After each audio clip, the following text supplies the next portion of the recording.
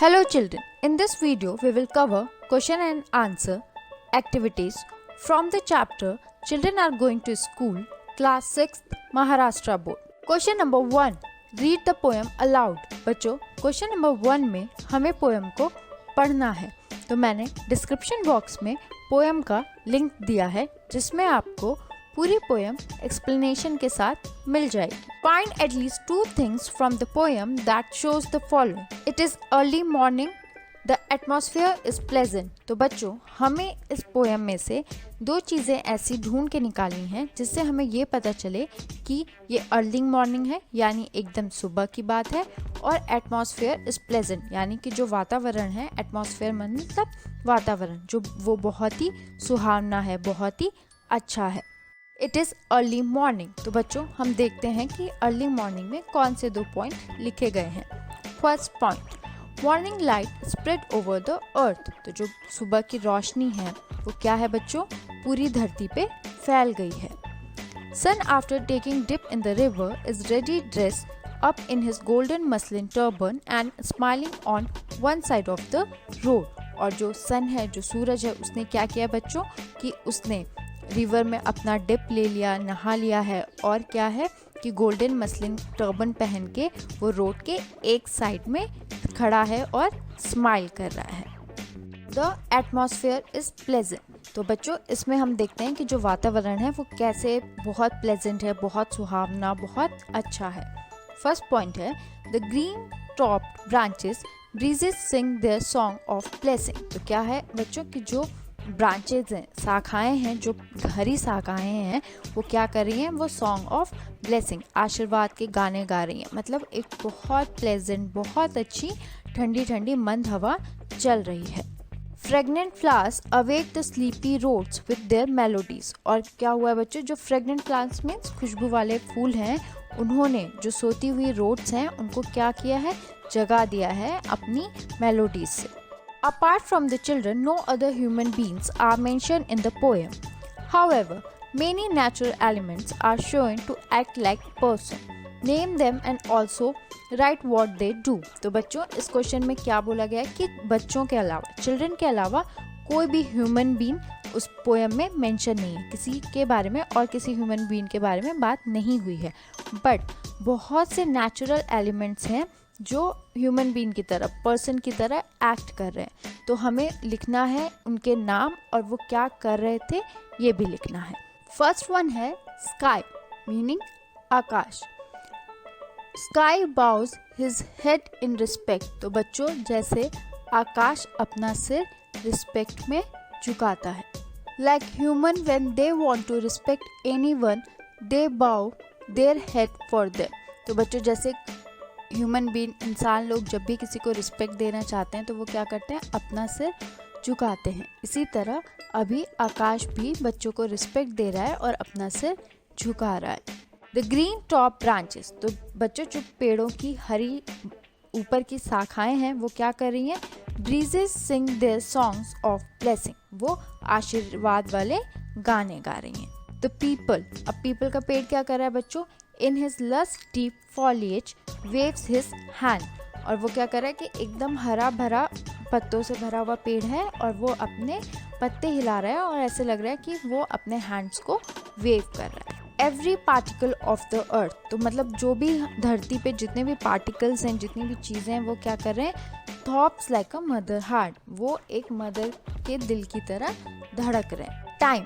समय क्या कर रहा है बच्चों, sitting on an old roof flies pigeons in the sky. और वो किसी पुरानी छत पे बैठ के आकाश में कबूतर उड़ा रहा है. Draw a picture of the scene describe in the poem. तो बच्चों आपको क्या करना है कि पोएम में जो जो चीज़ें बोली गई हैं उसके अकॉर्डिंग आपको एक पिक्चर ड्रॉ करनी है. जैसे कि मॉर्निंग की सनलाइट है, सूरज है जिसने मसलिन टर्बन पहना हुआ है, बच्चे स्कूल जा रहे हैं, पीपल का पेड़ है. इस तरह की सारी चीज़ों को ध्यान में रख के आपको एक पिक्चर ड्रॉ करनी है. The whole world is happy because children are going to school. Why it is so? Discuss it in the classroom. तो बच्चों इसमें पोएम से रिलेटेड ये क्वेश्चन बनाया गया है कि जब बच्चे स्कूल जा रहे हैं तो सारी दुनिया, पूरा संसार क्या है, बहुत खुश है. ऐसा क्यों है? Discuss it in the class. आप इस बात पे अपनी क्लास में चर्चा करो कि जब बच्चे स्कूल जा रहे हैं तो हर कोई खुश क्यों है।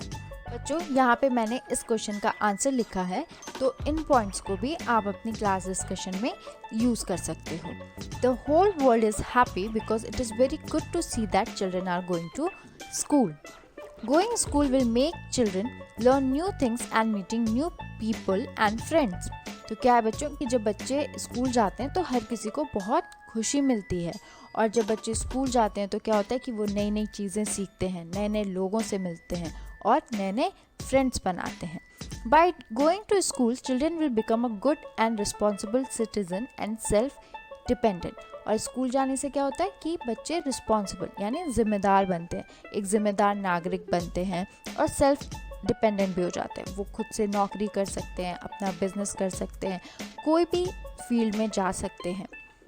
They can differentiate between right और रॉन्ग। और जब वो स्कूल जाते हैं तो उनको और अच्छी समझ आ जाती है कि कौन सी चीज़ करना सही होता है और कौन सी चीज़ करना गलत।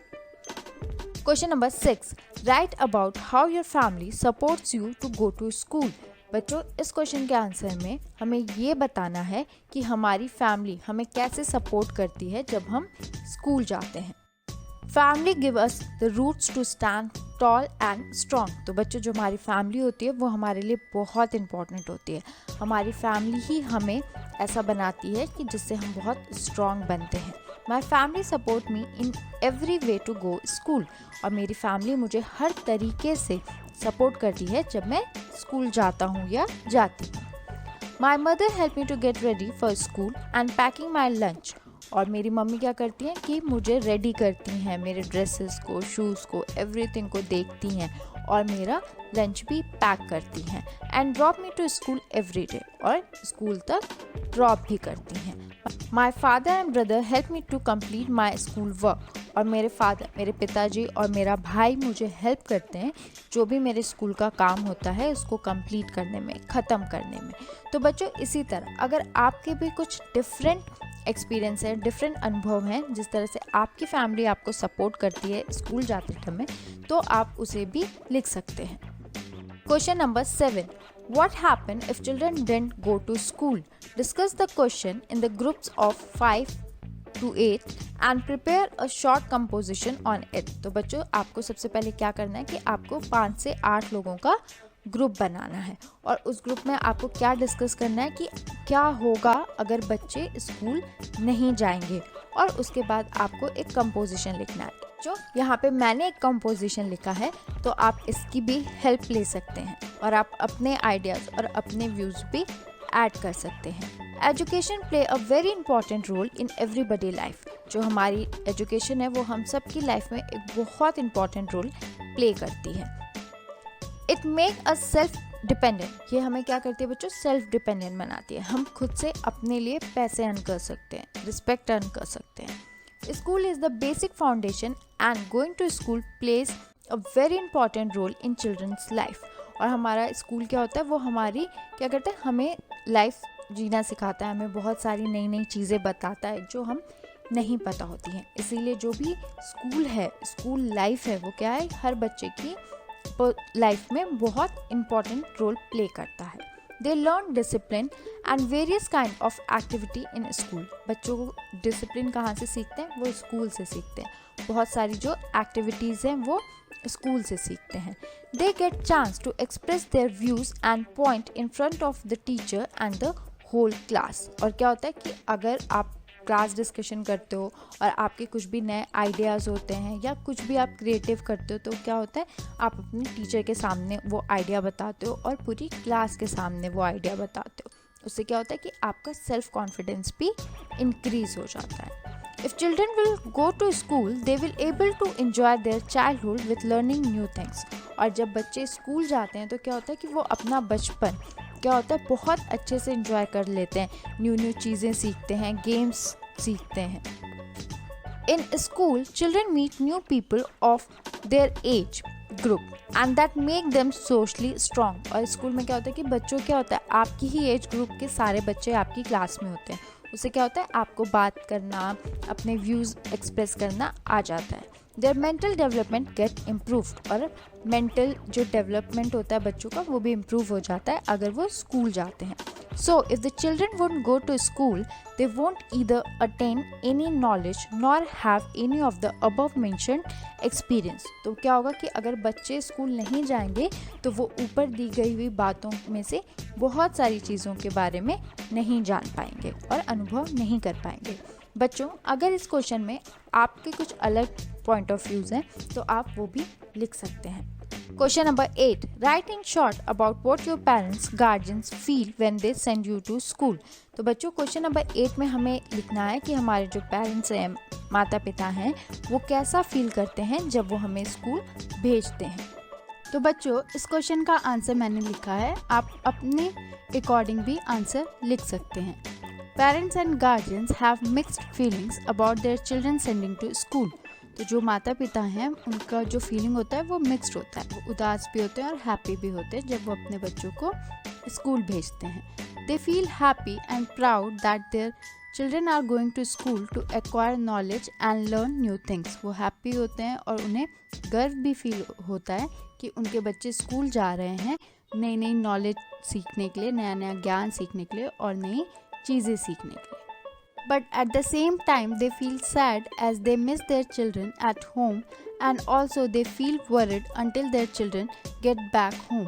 But क्या होता है कि वो बुरा भी फील करते हैं कि उनके बच्चे स्कूल में हैं तो वो अपने बच्चों को घर में मिस करते हैं, और worried means चिंता, वो चिंता भी करते हैं जब तक उनका बच्चा सही सलामत स्कूल से घर ना आ जाए। Question number 9. List 5 of your favorite Hindi or Marathi poems or songs. Try to translate any of them into English. तो बच्चों, क्वेश्चन नंबर 9 में हमें क्या करना है, हमें हिंदी या मराठी 5 गाने या सॉन्ग्स लिखने हैं और उनको इंग्लिश में ट्रांसलेट करना है। यहाँ पे बच्चों मैंने एग्जाम्पल के लिए 2 मराठी पोएम्स और 2 हिंदी पोएम्स दिए, आप और भी पोएम लिख सकते हैं। मराठी में जो 2 पोएम हैं वो है झाड़ और पाउस। हिंदी में जो 2 कविताएं हैं वो हैं बूंदे और चंदा मामा दूर के। कविता झाड। एका म्हणा चिंगणी लावलं एक झाड, झाडाला म्हणाली लवकर वाढ, तुला रोज घालेन पाणी, तुझ्यासाठी गाईन गाणी, गाणी ऐकून फुलं फुलतील, फुलं पाखरांचे धवे झुलतील, फुलते फुलं छान छान, हसत राहील पान पान। तो बच्चों, मराठी पोएम झाड़ का जो ट्रांसलेशन है वो ऐसे होगा। चिंगनी planted a small plant, she asked it to grow quickly. I will water you daily and sing lovely songs for you. Hearing the songs, the flowers will bloom and swarms of butterflies will flutter over them. Lots of beautiful flowers will blossom and every leaf of plant will smile. तो बच्चों, इसी तरह आप भी अपनी किसी favourite poem का translate कर सकते हैं। Question number 10. Visit a library, find a school poem, recite it to your parents. तो बच्चों, क्वेश्चन नंबर 10 में क्या करना है कि आपको लाइब्रेरी में जाना है और वहाँ पे स्कूल पोएम को ढूंढना है और उसी पोएम को अपने पेरेंट्स के सामने बोलना है। Children, if you have any doubt related to this poem, kindly write it down in comment box and subscribe, share and like this channel. Thank you.